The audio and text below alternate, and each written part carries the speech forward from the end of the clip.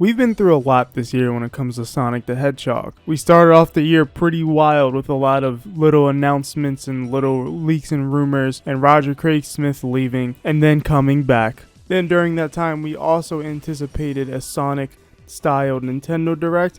We ended up getting that. And all of this stuff happened during a drought period. I don't think this was a drought period for Sonic. In terms of official news, this year has been pretty filled with stuff, whether it's official or not. And I don't think official matters, because for getting stuff and hearing news, I think that makes it not really a drought. But all in all, this year I think is going to be very shallow compared to next year. Next year is going to be a really huge year for Sonic, and I want to talk about what's going to be next for Sonic, what I anticipate, what we know, and what we should look forward to. But before we do that, I have a word from our sponsor today.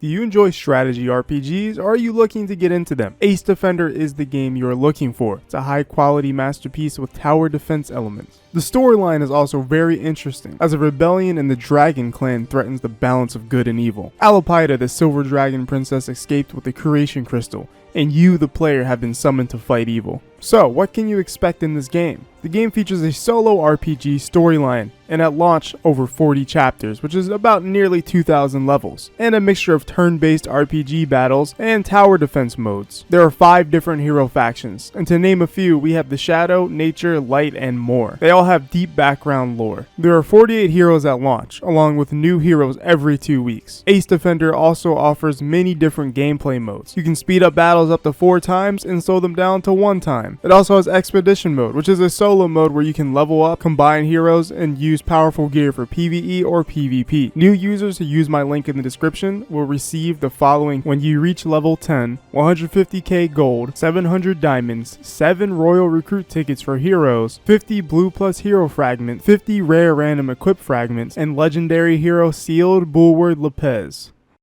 So in 2022, when it comes to Sonic, it's probably going to be one of the biggest years we have seen, probably of all time for Sonic. I don't think there's ever been a year this big for Sonic. 2020 was also a big year because we had the Sonic movie, but in terms of content, that was all we received. And that in itself is still pretty big, but it's not as big as a whole. 2022, we're going to have, first off, Sonic Prime. Sonic Prime is going to be a really cool thing, I think. Now, I don't know if it's going to be good or not. We'll have to wait and see about that.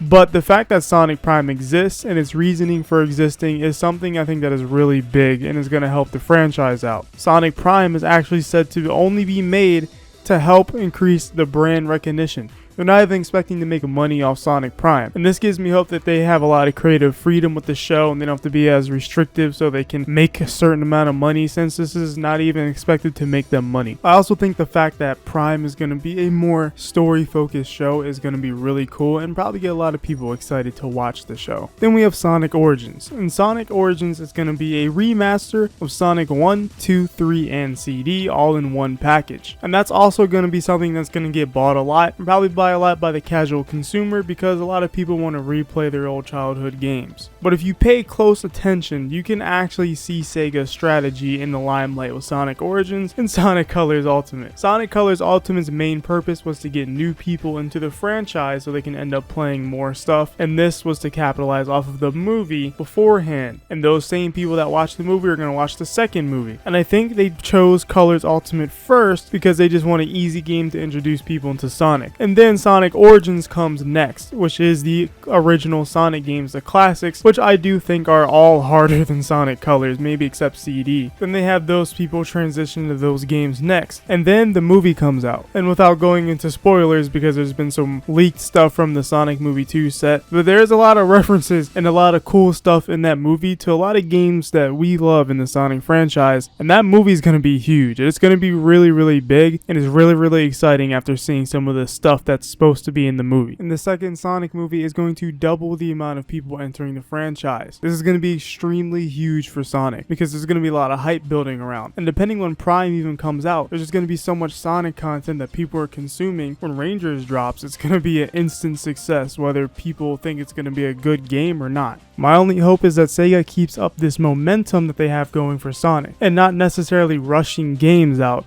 but more so utilizing multimedia to build the franchise while they work on games, so that way Sonic doesn't feel as dry when we're waiting on the next game. And if all of this works out, I think Sonic's going to be golden for a while. Iizuka said in an interview that Sonic Rangers or Sonic 2022 will be probably the next formula for Sonic for at least the next 10 years. And if they keep this kind of momentum up, if it actually lands and sticks next year, I think we're going to see this quite often. We're going to see yearly Sonic stuff and then a big game every few years. And I think that will be really, really great. And even though Sonic Colors Ultimate as a remaster has some controversy behind it, it's probably doing really, really well and selling well. And even though it may be kind of infamous, but a lot of people are getting the game regardless. I think if this game is successful, we'll probably get more ports. Sonic Origins is a port, so this is already 2 ports we're getting in like between 2 years. But this is everything to look forward to. I just want to bring this to attention because a lot of people are like, kind of, what's next for Sonic? And it's like a lot of people kind of forgot. And this is what we could possibly have. An outcome where Sonic hits in every way possible. Port, brand new game, movie, TV show. If he hits in all of these categories, we're good. I think we're good. And maybe Sega will find their flow with their games. But are you hype? Let me know in the comments below. And again, click the link in the description to check out Ace Defender. So yeah, check that out so you can get your bonus rewards. But anyways, that's going to be it for today's video, and I'll see you guys in the next one.